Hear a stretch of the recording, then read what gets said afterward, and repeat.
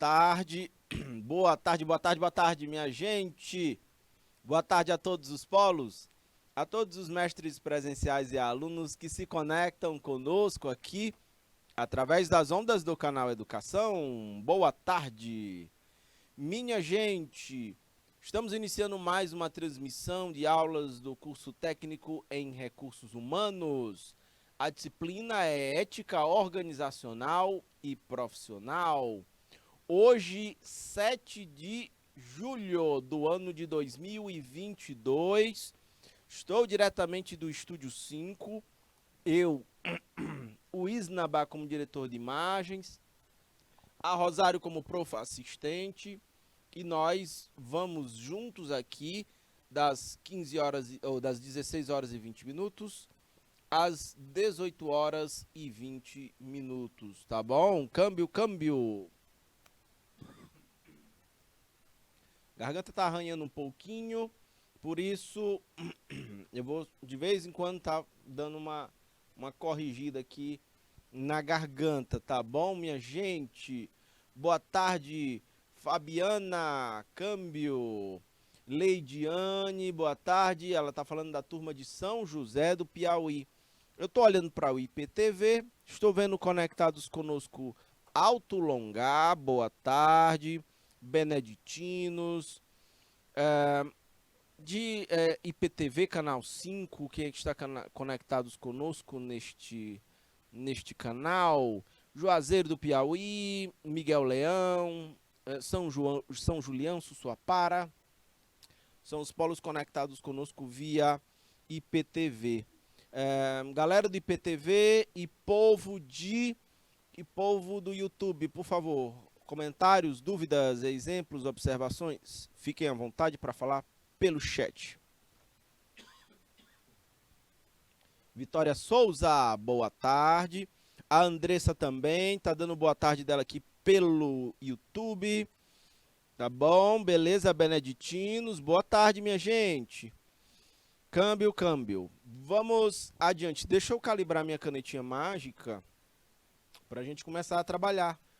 Conflitos, processo, negociações e estratégias, ok? Eu sou o professor Fernando Galvão, vamos juntos até às 18 horas e 20 minutos, tá bom? Bacana, vamos adiante. Mas antes de mais nada, passei demais. Antes de mais nada, Isnaba, por favor, bota aí na tela a cartelinha lá da hora de praticar. São tópicos que a gente discutiu na aula de ontem, e aí eu trago nesse começo de aula para contribuir para a retenção do conhecimento.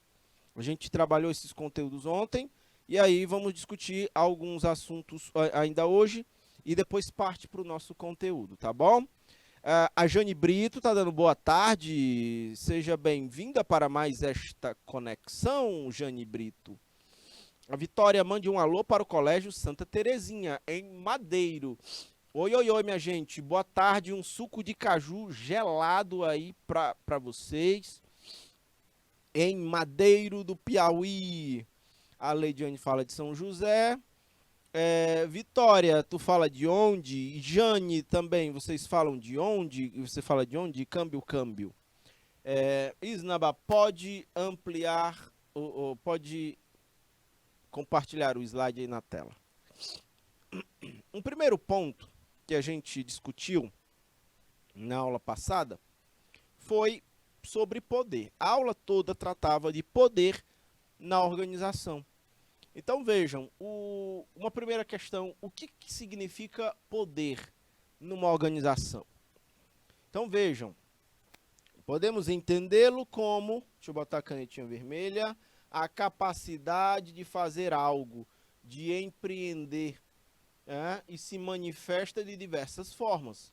Pode ser através de poder político, econômico, familiar, ok? Poder de persuasão nas mais diversas dimensões organizacionais. Vejam só, deixa eu dar um exemplo de poder aqui para vocês. Volta aqui para mim, Isnaba. Geopolítica, né? Pode me botar tudo aí na tela? Geopolítica, ela significa a relação de forças entre os países e entre as grandes corporações que interagem economicamente e também politicamente, sacam, no mundo. Por isso que geopoliticamente você vê Estados Unidos como uma grande superpotência, a China desbancou a Alemanha e Japão e é a segunda maior economia do mundo. Os países da Europa se juntaram na forma de bloco econômico chamado União Europeia, por exemplo. Então, a gente vai vendo esse arranjo, né, de tomadas de decisões globais em relação a países e em relação a grandes empresas chamadas transnacionais, ok? Aí, a gente tem uma guerra hoje no leste europeu. Rússia invade a Ucrânia. O que que explica essa invasão da Rússia na Ucrânia quando a gente vai falar de poder? Um primeiro ponto é, a Ucrânia, ela era militarizada, ela tinha armamentos nucleares na região. E a Ucrânia passou esse arsenal para a Rússia. Sacam? Ela abriu mão de seu arsenal militar, sobretudo bélico, sobretudo o atômico. Um segundo ponto foi a Ucrânia sinalizando que poderia aderir à OTAN, a organização do Tratado do Atlântico Norte, dos países do Atlântico Norte, né? Que se formou aí pós Segunda Guerra Mundial. E aí vejam, quando a Ucrânia sinaliza que pode aderir à Ucrânia, a Rússia se incomoda, porque a Ucrânia é a porta de entrada para a Rússia. A Rússia várias vezes na história já sofreu tentativas de ser invadida pela Ucrânia. Então a Rússia quer manter aquilo ali como uma zona neutra. Quando a OTAN faz um acordo para de repente a Ucrânia entrar na OTAN, a Ucrânia entrar na OTAN, a Rússia se incomoda. A Rússia começa a invadir a Ucrânia. 2 pontos. Não é interesse da Rússia que a Ucrânia entre na OTAN e a Ucrânia não tem armamento atômico para revidar.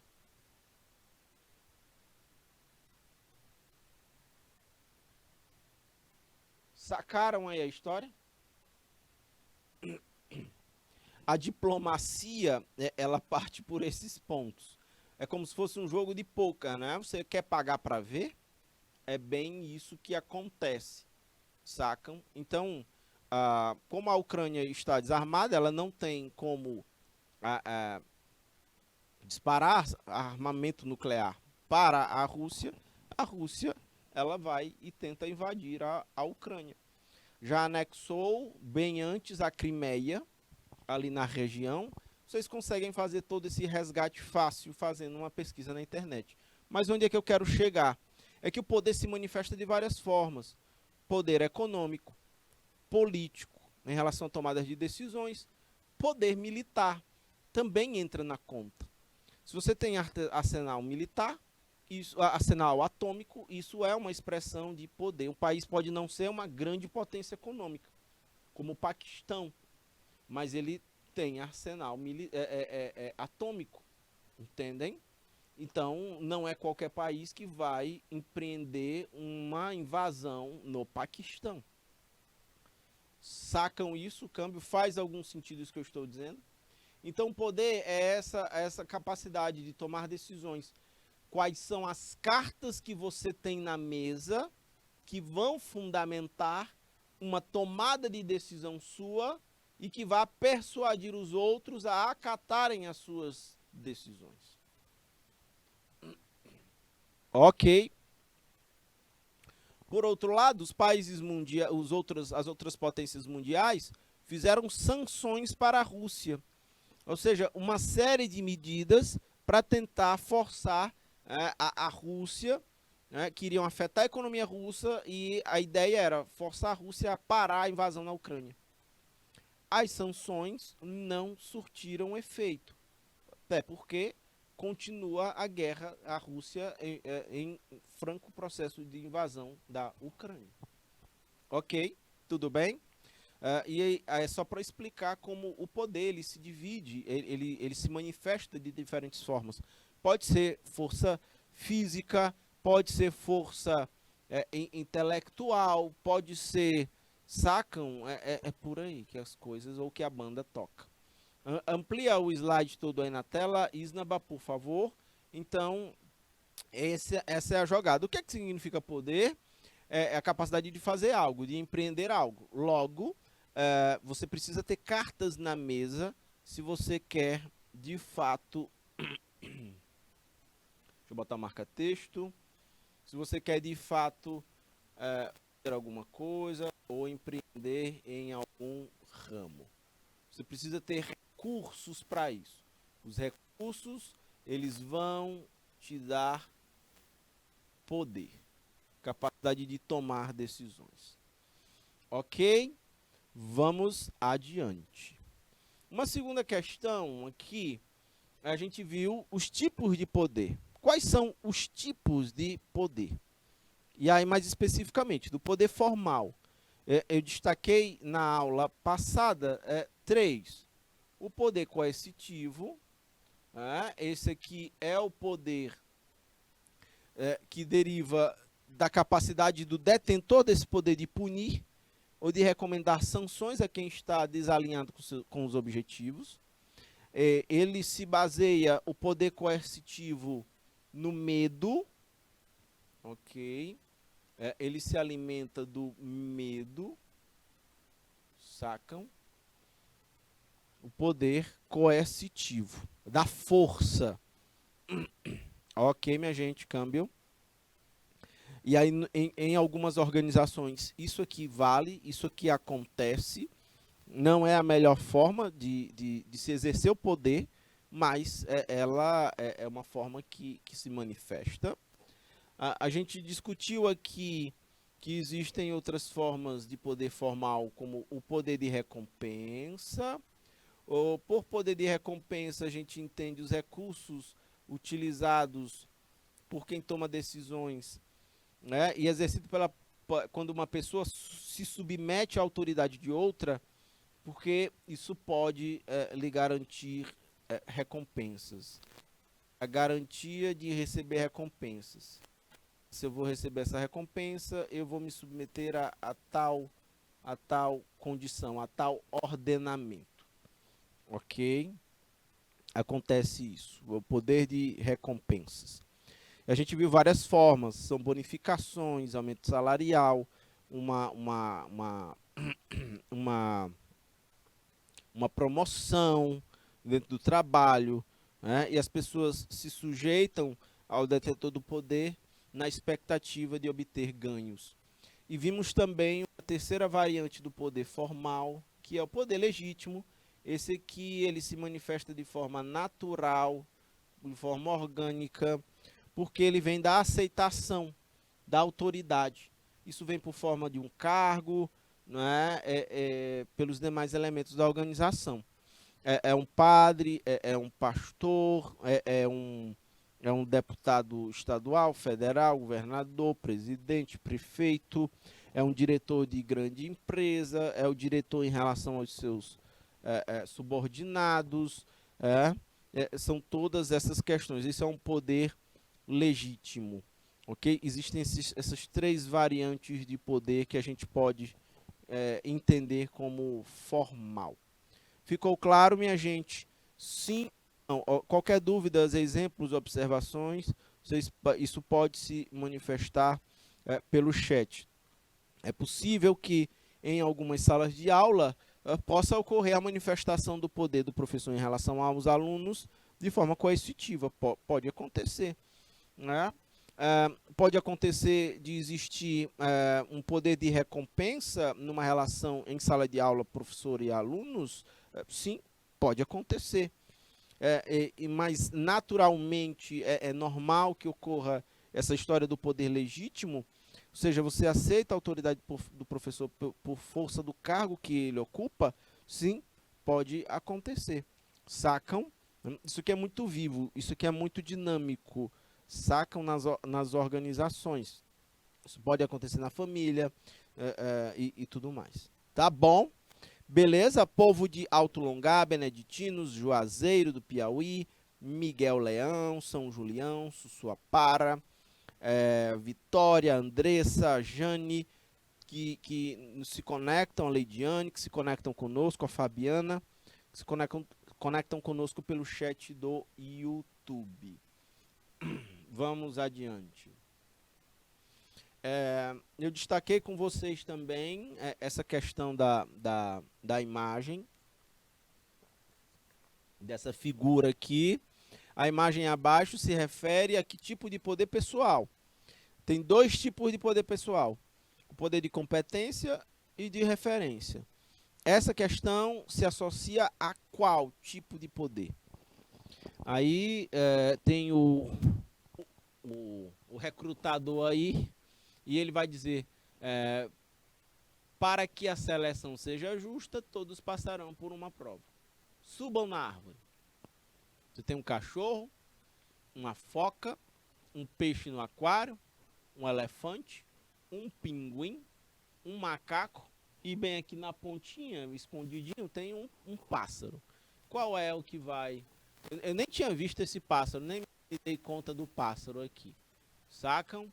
Quem é que vai subir na árvore? Nós temos aqui dois concorrentes fortes e todos os outros em larga desvantagem.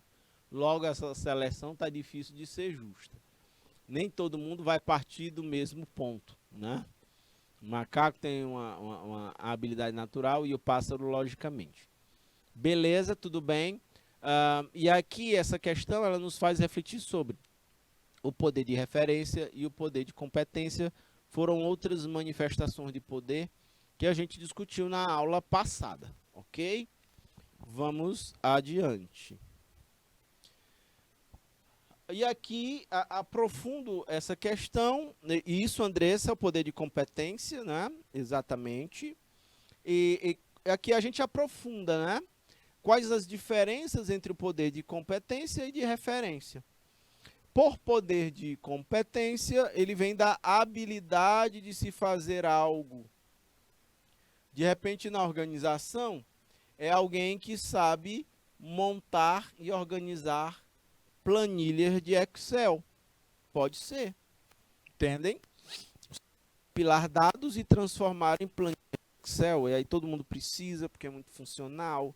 É um bom relatório para fazer apresentações. Pode ser que a pessoa saiba elaborar ou criar boas apresentações no PowerPoint. Isso pode ser poder de competência, ou pode ser na forma da pessoa. Isso pode ser um poder de competência. Ok? A habilidade de escrever de forma persuasiva, né? Isso é um poder, uma habilidade, é uma perícia. Sacam? Um programador, né? Um TI, trabalha com programação ou trabalha com rede, né? Então, competência de acordo com com a atividade, sacam? E isso vai colocar. Quando a gente fala de poder, né? É de que lado a gente senta na mesa. Entendem? Ó, quando se fala de poder, de que lado a gente senta na mesa? A gente senta do lado da mesa que toma as decisões ou do lado da mesa que a gente acata decisões tomadas? Essa é a essência do poder. Entendem? Ok? E uma outra fonte de poder é o da referência. Né? É o da referência. Tá aqui. Poder de referência. Ele vem da identificação. Né? que os elementos da organização têm sobre determinada pessoa, da admiração, sacam, por um profissional, vem do carisma, né, da construção de relacionamento dentro da organização. Isso é poder de referência. Capacidade que você tem de construir relações e aliados dentro e fora da organização. Entendem? Esse é o poder de referência.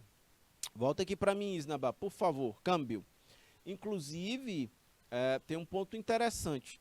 Na rede social, nas redes sociais, quando você se posiciona dentro de determinadas questões, ora, se você se posiciona com um determinado ponto de vista, é muito possível que surjam pontos de vista divergentes de você. Se esses pontos de vista são divergentes de você e eles são agressivos, porque o divergir ideias faz parte do jogo, mas quando essa divergência ela não é saudável, quando ela é chamada de tóxica nas relações digitais, aí surgem os haters, os perseguidores, os atacantes, entendem? Que são os detratores, que vão tentar não atacar, não confrontar de repente as suas ideias, mas de tentar denegrir a imagem do mensageiro. Eles não confrontam a mensagem, eles vão tentar denegrir a imagem do mensageiro. Sacam? Quando isso acontece, aí vejam, quando se tem poder de referência, naturalmente também vão surgir os seus defensores. Vai surgir organicamente pessoas que pensam como você, que usam o seu mesmo ponto de vista e que ao mesmo tempo funcionam como uma camada de proteção a você. Você vai ter atacantes, mas você pode também ter defensores. Isso quando você consegue construir em torno do seu nome uma referência em determinadas questões. Faz sentido isso que eu estou dizendo, sim ou não? Percebam que eu estou falando de rede social, mas isso acontece dentro da organização. Se você constrói, e por isso da ética organizacional e da ética profissional, se você constrói redes de relações saudáveis dentro da organização, pode acontecer de você ter internamente dentro da organização detratores, que vão tentar lhe atingir. Ao mesmo tempo, você tem uma camada de proteção, porque você pode ter uma rede de relacionamentos que, quando se chega a um determinado ruído de comunicação, um comentário maldoso, um fuxico de tal ordem sobre você, vão ter pessoas que chegam e dizem assim, opa, não é bem assim, fulano na verdade é assim, assim e assado, não combina, vamos pelo menos averiguar a questão, e isso pode evitar julgamentos prévios, comprometidos ou contaminados com preconceitos ou contaminados com emoções mal administradas. Faz sentido isso que eu estou dizendo, minha gente? Sim ou não?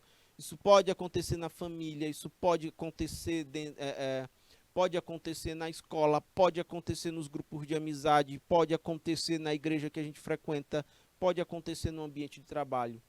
Faz sentido? Câmbio, por favor. Então, o poder de referência ele tem esses elementos, ok? Vamos adiante. Pode ampliar o slide todo aí na tela, Isnaba, por favor. Mestres presenciais, por favor, pelo IPTV. Fiquem à vontade para compartilhar os seus nomes para que eu possa dizer aqui na transmissão da aula, viu? Mestres presenciais de Alto Longá, de Beneditinos, de Juazeiro, de Miguel Leão, de São Julião, de Sussuapara, por favor. Fiquem à vontade para compartilhar seus nomes aqui pelo chat. Câmbio. Vejam, quais são as chaves da dependência organizacional atualmente? Eu toquei num ponto que eu acho que todo mundo precisa parar para dar uma olhada nisso, nesse tópico da aula, todos nós, não é? Vejam, ah, o poder organizacional, ele tem como uma das suas principais chaves a dependência, opa, só um minuto, a dependência organizacional. A chave da dependência organizacional. O seu poder dentro de uma organização depende de como a organização depende das suas habilidades e das suas competências, né? Da sua capacidade de trabalhar. Sobe um pouquinho aí o chat do IPTV, Isnaba. Os professores, os mestres presenciais começaram a se manifestar aqui pelo chat, né, para dar uma olhada nos nomes deles aqui, delas. Eu estou vendo aqui, desce mais um pouquinho. Começou em Sussuapara, né? Sussuapara é a professora Elisete, mediadora. Boa tarde, profa. Em Juazeiro, a profa mediadora é a Flávia Vieira de Souza. Oi, profa Flávia, tudo bem? Elisete, fiquem à vontade aí, minha gente, pelo chat, né? E os alunos liderados pela profa Flávia e pela profa Elisete. Câmbio, câmbio, câmbio. Muito bem. Então, profas e meus queridos e queridas alunas, vejam só. A gente tem aqui algumas habilidades que eu trouxe para vocês que hoje elas são consideradas chaves dentro de qualquer organização. Se a gente desenvolve isso, a gente vai conseguir se tornar, a gente consegue elevar o nosso poder dentro de uma organização, né? Escola, empresa ou qualquer outra coisa. A disposição por ser flexível, ágil e adaptável em tempos de mudanças muito profundas e aceleradas, a gestão do tempo e a capacidade de priorização. Temos muitas coisas para fazer, logo isso nos exige essa organização e capacidade de priorizar, atacar o que realmente é relevante, né? Pode-se deixar para depois o que é complementar e descartar o que é completamente desnecessário. Uma terceira aqui, a capacidade de trabalhar em equipe, em time. Isso aqui é muito importante. Também temos a capacidade de comunicar eficazmente no contexto dos negócios, né? Capacidade de comunicação. Além dessas quatro, a gente tem essas outras duas. Capacidade técnica para ciência, tecnologia, engenharia e matemática. Habilidade de computação básica e de softwares. Ok? Além disso, tem outras menos ranqueadas, não é? E que também são importantes. Né? Mas essas são as, vamos dizer, as 1, 2, 3, 4, 5, as 6 principais. Depois a gente tem habilidade analítica, perspicácia de negócios, capacidade de inovação e criatividade, que são esses tópicos mais claros. Depois vem ética e integridade, proficiência, depois vem proficiência em línguas estrangeiras, domínio das capacidades de em relação à leitura, escrita e matemática, habilidades específicas da indústria e da ocupação. Deixa eu dizer uma coisa, eu vou jogar a real com vocês. O que é mais básico de todas essas aqui? Aí é uma provocação. De todas essas habilidades, qual seria a mais básica aqui? O ponto de partida, aquela de subsistência, aquela mais essencial, eu digo mais essencial, não, aquela primeira, que todo mundo precisa ter, né? E dela derivam todas as outras. Mas percebam, qual é a mais básica, a mais simples, que a gente precisa ter no ambiente de trabalho?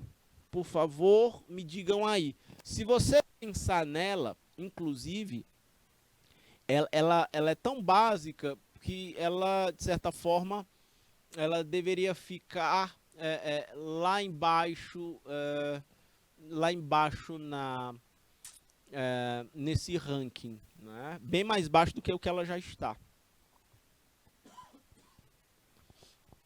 De todas essas habilidades, qual é assim, a habilidade mais básica, mais rasteira que a gente precisa dominar? Câmbio. Isnaba, por favor, bota um minutinho de relógio aí pro pessoal. Alunos, vocês podem levantar das carteiras, tá perto da tela, ler essas habilidades e me dizer assim, professor, essa aqui é a habilidade mais básica de todas as que tem aí. Eu estou aguardando as participações de vocês aí pelo chat Povos dos Polos e quem está nos acompanhando aí pelo YouTube também. Deem uma lida e me digam qual é a mais básica, qual é a de subsistência. Todo mundo tem que ter, não é? Dependente de qualquer coisa. De morar em Miguel Leão, de morar em Beneditinos, em Alto Longar, em Teresina, de morar em Pequim, de morar lá em Nova York. Qual é a mais básica? Todo mundo tem que ter isso. Qual é dessas aí? O Sussuá para. O aluno Caio, o mais fácil para mim seria ser flexível, ágil, adaptável a mudanças. Eu entendo isso que você está dizendo, Caio. Mas veja, qual é a mais básica para todo mundo? Porque a partir dela você consegue evoluir nas demais. Qual é a mais rasteira, literalmente, de todas essas habilidades aí? Por favor. O Caio já participou. Beleza, tranquilo. Juazeiro está dizendo ética e integridade. Câmbio, a Andressa, hoje é o nosso último encontro, último dia de aula, prof, antes das férias. Exatamente, Andressa. A Leidiane está dizendo que é ética e integridade. Né? O que mais? Câmbio, podem participar. Beleza, vamos adiante. Exatamente, Andressa. Nosso último dia de aula antes das férias, a verdade. Quem mais? Deem uma olhada aí no quadro e me digam assim, professor, a mais básica, a mais rasteira de todas, qual é dessas aqui? Câmbio. É a de subsistência. Ela pode ser aplicada em qualquer ambiente. Ela é tão básica que ela precisa ser aplicada em qualquer ambiente. E a gente precisa tê-la como pilar para depois subir nas demais. Câmbio. A Leidiane está falando aqui ética e integridade, ela está falando também a capacidade de comunicação também. Né? O que mais? Câmbio. Quero mais interações, mais participações, por favor, fiquem à vontade. A Luana está dizendo ética e integridade. Quem mais? Podem chutar, fiquem à vontade. Leiam e chutem. Eu estou literalmente provocando vocês. Eu quero a mais básica, porque a partir dela a gente avança e sobe em todas as demais. Vamos lá. Câmbio. Quem mais? Quero mais participações pelo chat. Cadê o povo do IPTV? Ética e integridade está dizendo povo de Juazeiro. Sussuá para. O mais essencial, ou seja, o que é mais importante para subirmos as demais habilidades seria a ética e a integridade, na minha opinião. Tá dizendo. A habilidade também é importante, está dizendo o povo de Juazeiro. Ética e integridade, está dizendo ali a Luana Souza. Vejam, né? Quando eu digo o essencial, eu digo na verdade estou falando o mais básico, sacam? É o principal. O principal não, é o mais rasteiro de todos. Vejam só, deixa eu participar desse nosso debate. Vocês sabem o que é mais básico para qualquer tipo de profissional, em qualquer área que ele atue, que vai ser exigido? Vai ser, porque vejam, a ética e a integridade, isso naturalmente, de fato, isso fica subentendido, né, de que todo mundo é ou deve ser ético e íntegro. Mas vejam, minha gente, a habilidade, os domínios ou a capacidade, eu estou marcando em vermelhinho aqui, o domínio em capacidades em relação à leitura, escrita e matemática. Essa aqui, ela é a mais básica de todas. É a mais básica de todas. Ok? Ela não é a mais importante. Ela é a mais básica de todas. A partir do meu domínio, sacam, minha gente? A partir do meu domínio da leitura, do meu domínio da escrita e do meu domínio da matemática, é óbvio que a gente vai ter, tem gente que vai ter mais habilidade na leitura e escrita, tem gente que vai ter mais habilidade na matemática, mas o que eu quero dizer é que essas, inclusive, elas são mais básicas porque elas são um degrau para a gente subir e estudar mais profundamente, por exemplo, as várias que vocês tocaram aí, como ética e integridade. Você vai conseguir ler os textos e entendê-los com profundidade, para, a partir daí, aplicá-los na vida de vocês. Mas, para isso, é preciso capacidade de leitura, e aí, na comunicação, logicamente, da escrita, entendem? É com o domínio da leitura, escrita e matemática que você vai conseguir desenvolver habilidades da computação, em TI, você vai conseguir se comunicar eficazmente. Eu preciso ter essa base da leitura e da escrita, trabalhar em equipe eficazmente, em ambientes de time. Os desafios vão chegar para o time, mas a gente precisa saber interpretá-los. Para isso eu vou precisar da habilidade de leitura, de escrita e de matemática, né? Porque vão chegar relatórios, vão chegar planilhas de Excel, vão chegar apresentações de PowerPoint, e a gente vai precisar tomar decisões com base nessas informações que nos chegam, independente da forma. De repente é um vídeo, é um vídeo gravado, ou é um áudio do WhatsApp, ou é um texto escrito. Essa minha capacidade de ser flexível, ágil e adaptável a mudanças parte da minha capacidade de, no final das contas, aqui, vejam, é de interpretação. É isso. Interpretação do mundo.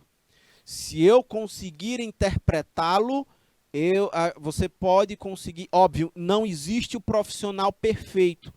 Não existe o profissional que vai ser bom em todas essas áreas aí, minha gente. Tá certo? Não existe, é um unicórnio, ele não existe. Mas, a partir da interpretação, você pode se aprofundar em qualquer uma dessas áreas e se tornar um profissional chave dentro de uma organização. Aí vem a minha pergunta, povo dos polos e povo que está nos acompanhando aqui pelo YouTube. Faz sentido isso que eu estou dizendo? Por isso que existem avaliações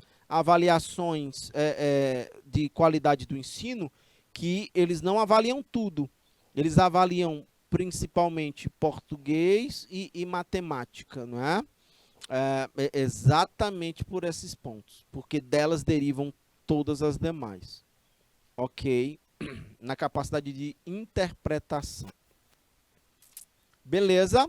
Faz sentido? Por isso, precisamos praticar bastante a leitura, logo a escrita, Na matemática não é diferente. A gente aplica, inclusive, tudo para poder entender os problemas e tentar resolvê-los. E a partir daí, a gente vai tentar aplicar isso a todos os problemas ou situações que se apresentem para a gente. Entendem? Vocês vão precisar disso, por exemplo, no projeto de aprendizagem interdisciplinar. Sacam? Beleza, minha gente? Sim ou não, por favor, me compartilhem aí comigo pelo chat. Vamos adiante. Pois bem, vamos falar sobre a compreensão do que seja poder e política organizacional. Vamos tratar também de conflitos e de negociações. Vejam só. Conflito e negociação. Minha gente, tem situação em que os negociadores, eles não aceitam uma determinada pessoa no processo. Não aceitam por quê? Porque, de repente, eles sabem que a conduta da pessoa é antiética. Isso já gera conflitos, isso já pode dificultar negociações. Querem que eu dê um exemplo prático? Volta aqui a imagem para mim, Isnaba. Bora imaginar um vendedor de carros. O vendedor de carro chega e um determinado tipo de carro, ele chega para mim e ele vai me cobrar, de repente, um preço mais barato. Eu choro, eu digo para ele, ó, eu sou professor, né? Ele olha para mim, eu vou mais básico, eu vou, sacam? Eu vou nessa vibe aqui, de cara logo ele olha para mim e diz assim, a capacidade do Fernando de me comprar esse carro, ela é baixa, eu vou ter que baixar o preço pro Fernando para poder fazer esse negócio. Então, um carro determinado padrão, ele me vende a um preço mais barato do que o que está na tabela. De repente, o Isnaba chega no mesmo lugar para comprar, aí o cara olha para o Isnaba e diz assim, o Isnaba tem condição de pagar mais caro pelo carro do que o Fernando. O carro do mesmo padrão. Aí o cara vai lá e cobra um preço mais alto para o Isnaba. O Isnaba, como não sabe, ele compra mais caro. Eu comprei mais barato. E aí vejam, depois, se a gente senta numa mesa e começa a conversar, Isnaba, cara, comprei carro tal, Isnaba, eu comprei o carro do mesmo modelo, mesmo ano, mesma coisa. Em loja tal. Opa, rapaz, mesma loja que eu. Eu paguei tanto, Isnaba, as condições de pagamento foram essas e essas. Aí o Isnaba chega, rapaz, você pagou barato, porque pelo mesmo carro, no mesmo padrão, eu acabei pagando mais caro. Um juro maior, né, um valor mais alto.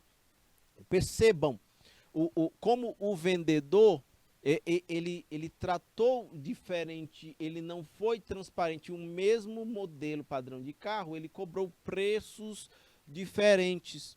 Esse tipo de prática por parte do vendedor, tentando extrair o máximo possível do Isnaba, entendem? E cobrando mais barato de mim, esse tipo de comportamento de prática, ele pode alimentar uma impressão muito ruim para a empresa, por exemplo, na qual ele trabalha, entendem? Tipo, bom, o mesmo carro aqui, ele pode ser vendido mais caro para uma pessoa, mais barato para outra.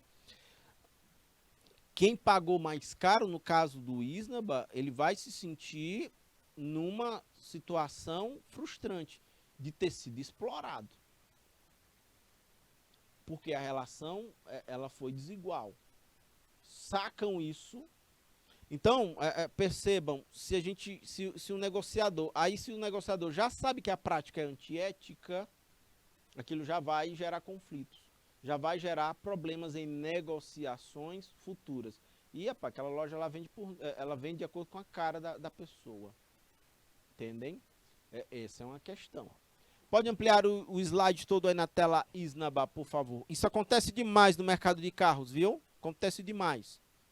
Uma outra situação frequente é quando, num determinado ambiente, Existe a busca de quem está, por exemplo, vendendo, em fechar a negociação rapidamente, para não dar à outra parte tempo dela refletir, dela pensar. É você forçar na negociação, é você forçar ali uma tomada de decisão rápida. Evitar que a pessoa repense e não faça um negócio.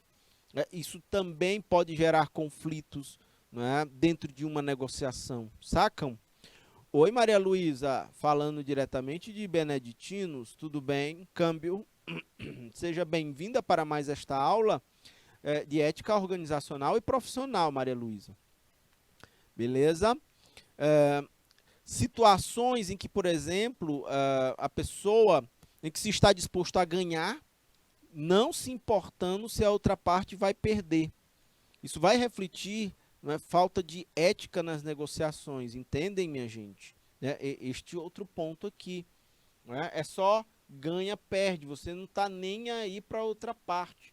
Você quer faturar em cima, você quer sangrar o outro. Então, esses são pontos que merecem destaque. Se a gente está falando de negociações, se a gente está falando de conflitos em negociações, ok?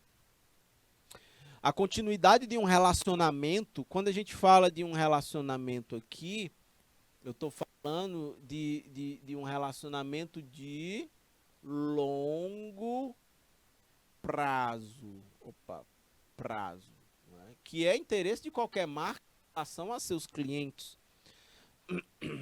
Facilita a aproximação e a condução de novas rodadas de discussões. Você várias vezes volta àquela empresa para fazer negócios com ela, quando há um relacionamento de longo prazo, onde existe um relacionamento saudável. E aí eu destaco em amarelo a estratégia de atuação durante a negociação, minha gente, assim como a busca por informações sobre a outra parte, fazem parte do processo, né?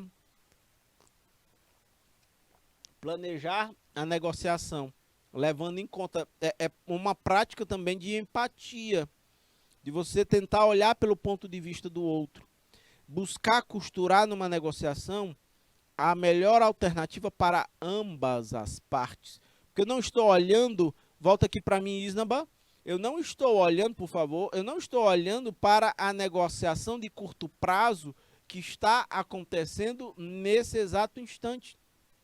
Eu estou olhando para esta e para as próximas futuras negociações. É como um jogador de xadrez estrategista que, ao fazer uma mexida no tabuleiro, ele pensa 5, 6 jogadas adiante.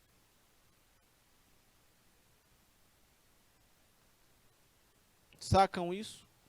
Pode ampliar o slide todo aí na tela, Isnaba, por favor. Então vejam só. A desconfiança, minha gente, prejudica a negociação. A continuidade da negociação. Inclusive a implementação do que foi decidido. Entendem?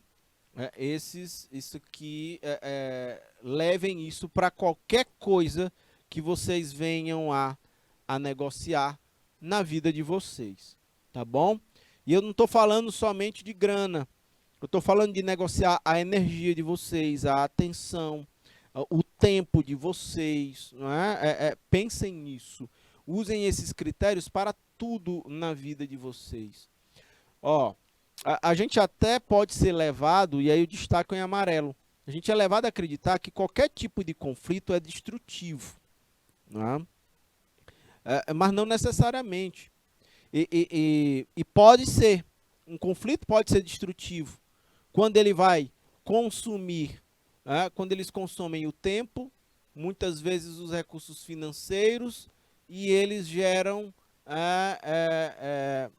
resultados ruins, pelo menos para uma das partes. Aí pode ser um conflito destrutivo. Eu estou falando, por exemplo, em relação à empresa e ao cliente. Estou falando também no público interno, entre empresa e o próprio público interno. Falando do pessoal do estratégico que toma decisão, do pessoal do tático que acompanha e supervisiona, do povo do operacional que é quem executa literalmente. Tá bom? Então, os conflitos, eles também, a gente precisa ressignificar. E eu destaco em amarelo. Os conflitos também podem estimular a inovação e na solução dos problemas. E isso vai ser benéfico para a organização e também, se bem gerenciados. Por isso que as melhores equipes de trabalho não são as que juntam pessoas que pensam iguais ou com mesma formação. É preciso que a gente bote para sentar na mesa pessoas diferentes, que pensam diferentes, que têm formações diferentes. Vocês estão vendo esse template aí, além das letras? Olha uma equipe de trabalho aí no desenho. Tem um no computador, tem um apresentando aqui o slide, tem um analisando, tem a outra ali no outro computador. Precisamos, então, de pessoas diferentes analisando a mesma coisa sobre pontos de vista diferentes. Esse tipo de conflito ele é saudável quando ele é bem gerenciado. Faz sentido isso que eu estou dizendo, minha gente? Sim ou não, por favor, podem ficar à vontade para se manifestar pelo chat. Beleza, minha gente? Tudo bem? Câmbio, câmbio. Então, vamos adiante. A comunicação com os consumidores, né, de outras culturas também, elas podem causar muitos problemas. Eu estou falando aqui, ó, de outras culturas. Por outras culturas, entendam que são outros hábitos, outros costumes, outras crenças, né? E aí essa comunicação ela pode gerar muitos problemas. A comunicação de uma marca com um público mais jovem ela vai ser uma, por exemplo. A comunicação dessa mesma marca com o público de mais idade, os mais idosos, ela precisa ser outra. A comunicação, por exemplo, se for direcionada para crianças, precisa ser outra. Entendem? A gente precisa ajustar essa comunicação de acordo com as diferentes culturas. Isso que eu estou falando para o mercado consumidor. Mas imaginem as empresas com seus funcionários. Volta aqui para mim, Isnaba, por favor.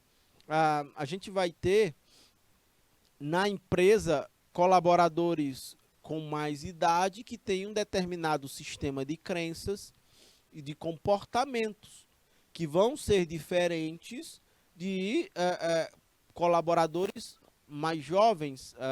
Vejam a história das gerações que têm padrões de pensamentos diferentes. Né?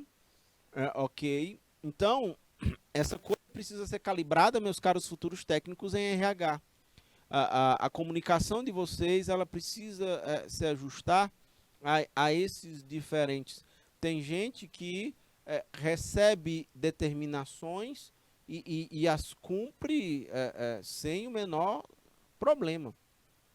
Tem gente que recebe comunicações, diretrizes e gostaria de ser ouvida, gostaria de participar, gostaria de interagir, sacam? E vejam como é diferente.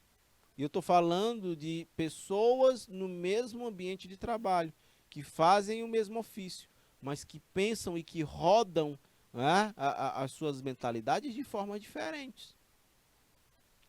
E isso vai impactar no ambiente de trabalho. Sacam isso? E vocês vão ter a oportunidade, vocês têm uma vida inteira profissional em que vocês vão experimentar várias experiências nesse sentido. Ficou claro?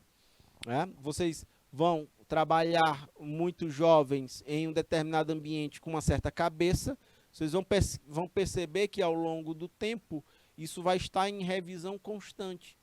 Chega um determinado momento em que lhes é exigida uma maturidade maior e que vocês vão estar, inclusive, pensando de uma forma diferente de quando era jovem. Não sei se vocês já pararam para pensar nisso, mas é muito comum você ver pessoas com mais idade dizendo assim: se eu tivesse a cabeça que eu tenho hoje quando eu era jovem. é exatamente o reflexo disso que eu estou falando. A gente muda ao longo do tempo. A gente vai revendo muitas coisas. Quando a gente era muito jovem, a gente pensa e age de uma forma. Quando, com o passar do tempo, a gente pensa e age de outra. Né? E é natural, faz parte. Ok, câmbio. Pode ampliar o slide todo aí na tela, Isnaba, por favor. Vamos lá. Olha aqui. De repente, nesse conflito e nessa negociação, a diferença na comunicação de idioma, por exemplo, ela vai exigir tradutores com apoio à comunicação, porque pode gerar ruídos aqui se não houver. Sacam isso, minha gente? Tudo bem? Essas diferenças de idioma podem gerar problemas. Então, a gente pode necessitar de tradutores para fazer isso. Tá? Para dirimir dúvidas, para fazer literalmente a ponte, né? Nessa comunicação. Um outro ponto que pode causar conflito nas negociações, além de culturas geracionais de gerações diferentes, além dessa coisa do idioma entre as partes diferentes, também tem internamente dentro da empresa. Boatos são fontes inesgotáveis de conflitos dentro da empresa. Costumam causar situações constrangedoras e isso precisa ser mediado pela área de RH, que precisa estar mapeando e sabendo o que está acontecendo, exatamente para poder atuar em cima desses problemas. E aí, a partir daí, fazer feedbacks para os membros da equipe, né, para tentar prevenir ou corrigir problemas. Ok, minha gente? Câmbio, câmbio. Eu estou olhando para o relógio agora, são 17 horas e 20 minutos. Minha gente, eu vou para um breve break, mas eu volto já já.